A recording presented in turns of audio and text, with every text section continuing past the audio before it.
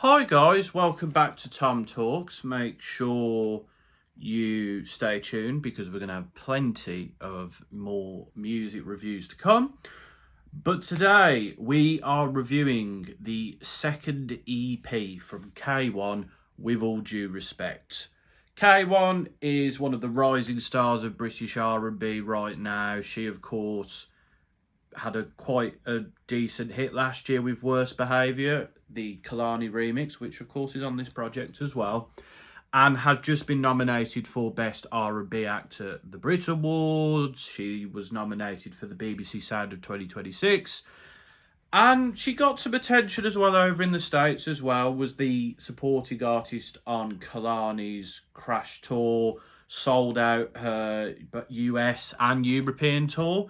K1 is doing bits. This project has helped push her even further into the stratosphere. K1 does a lot of the production here, but there's also other people like I Like That, Facts Only. Sasha Keeble is credited a lot here when it comes to the writing credits and also vocally on the track Worst Behaviour. Apparently, they don't get on anymore. I don't know the ins and outs here, but Sasha Keeble being on here is always a good thing for me. This is a pretty solid project, which predominantly is about sex and desire and passion. And there is other moments here where it's a bit more emotional, it's a bit circumstantial. But for the most part, this is a project to be played when you bring your significant other or someone you've met on a night out home and you need something in the background while you get to it. We start off with the Bite Me intro. A lot of the tracks here are very self-explanatory about what they're about. I like the piano ballad style here. There is a lot of piano ballads on this record. There's these blurry synths. Alma Bergman Bierstrom does a very good job on the production front on this track. And yeah, it's just her kind of bragging about her status in the R&B industry, her popularity, her ability to go, give me more money, please. I'm just kind of bragging to this person. It's a good intro. It sets out the themes of the record well, and it shows us that this is an artist who is very confident in themselves, is very aware of who they are, and is not ashamed to be themselves, which is good and kind of works well as we transition into Stand On It.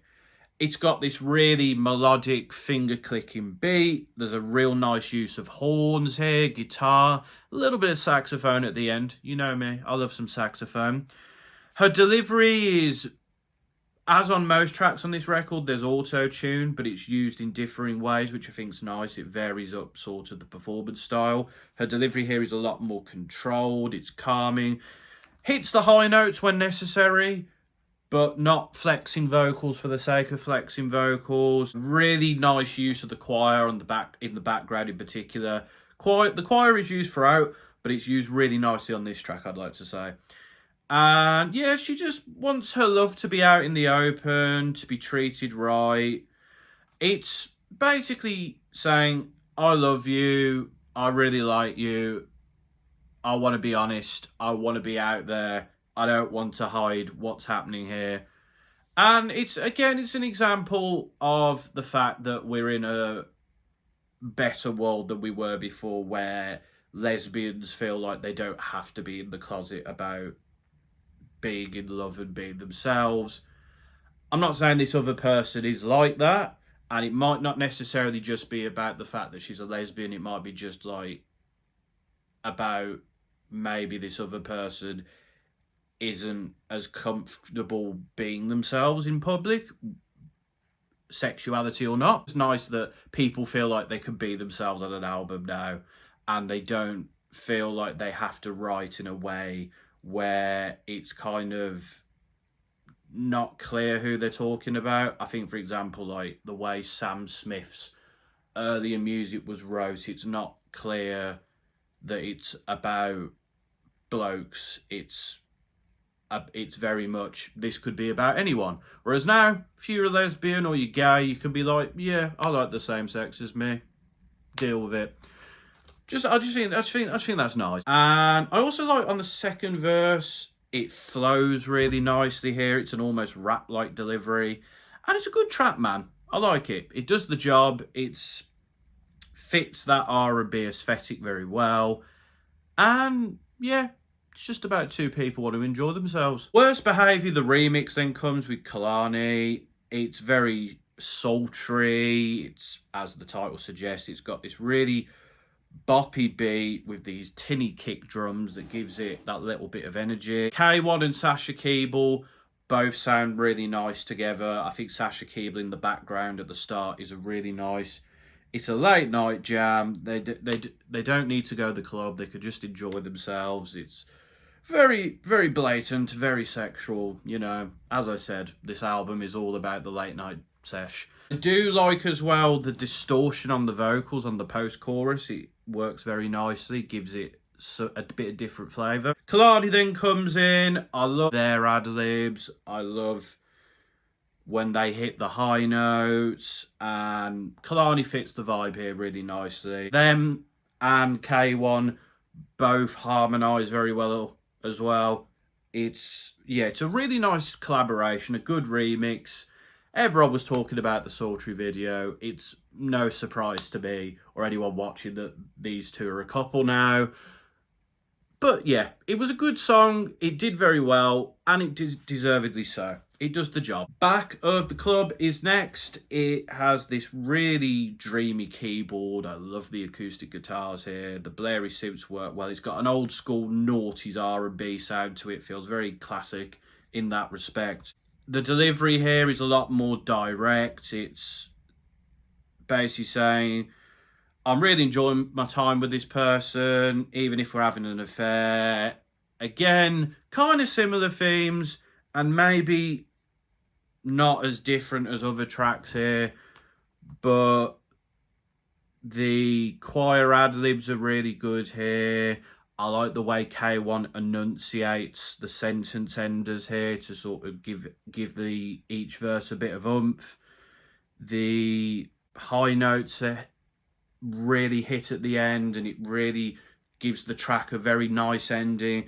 And I also love like the synths and the kick drums at the end. It closes the beat out nicely. There's a nice little instrumental passage, and it's a good way to close this track. It's a track that maybe doesn't stand out as much here from a lyrical perspective, as it does feel like it's treading ground that we've heard before, but you know, it has elements to it that I do like. It's a solid song. It does the job. The effing interlude, which I think is pretty self-explanatory what this song's about. Nice melodic piano with these energetic kick drums. The vocals here are delivered in a way where there's distorted ad-libs, and the ballad-like delivery. It's very passionate. It's very much emphasising their enjoyment of this time together. And, you know, it has a cheeky line or two, like, you ain't about to hear this at your Sunday service, which I'm sure will have a few Christian grandmothers spitting their tea out. But, yeah, it's a good interlude. It fits in with the themes of the record. It's a nice little moment. It's got stuff going on instrumentally that keeps it interesting, and K1 delivers it in a very passionate and good way. We then get the other collaboration on the record, Talk You Through It, featuring Flo. Flo here are great. They harmonise well with K1. They fit the theme of the track very well. They sound really angelic vocally. And it's very passionate. The oohs are done really nicely. I don't know if that's a girl group thing. It's something I noticed. They just go, ooh. But it's not something I noticed with solo artists. Maybe that's just me. But Flo are a very good feature here. The deep piano notes are very atmospheric. It's a late night club jam. K1 also stands out because her delivery is a lot more pacey. She's saying that she's running out of breath, which sort of matches the theme of, like, you know, having sex. And basically talking this person through it and enjoying themselves. Maybe this person is new to being a lesbian. Maybe they're just not as experienced in terms of sex. But K1 is talking them through it. And Flo similarly, I don't know what sex they're specifically talking to, but they're basically saying, this is what I like, this is what I want to do. You know, it's a good jam about making sure that everyone's enjoying themselves. And that's something we could all get down with. Oh, and the Simps on this track, I really love them too. All the Girls is next, which is K1 basically been like, yeah, I might have a partner, but I like all the girls. Which, yeah, fair enough. Nice electric guitar playing at the start. I really do like that. The talk of infatuation and the Monday, Tuesday, Wednesday, Thursday, Friday, Saturday, that Saturday love interpolation makes for a great chorus. And the ad-libs as well, they add to the catchiness. Maybe, again, a track that is kind of following similar themes here. And at this point in the record, I'm kind of like, okay, can we have something a little bit different? But there's elements to this track here that keep me still interested, but maybe something that I might not come back to as much. Do What I Say is basically being a dom, I suppose, and being like, yeah, we're going to do this my way. This is how I want to do it. And it's K1 taking control. I do love the bouncy hip-hop-esque beat. You will have your head bopping to the beat on this one. The drum pattern's very nice. It's a more mellow delivery here, but at times it is quite punchy to sort of emphasise K1's sort of control of said situation. And yeah, really goes into detail about her desires here. Very explicit, very straight to the point, and very much a track that's kind of saying, I want to do this. This is what I want to do.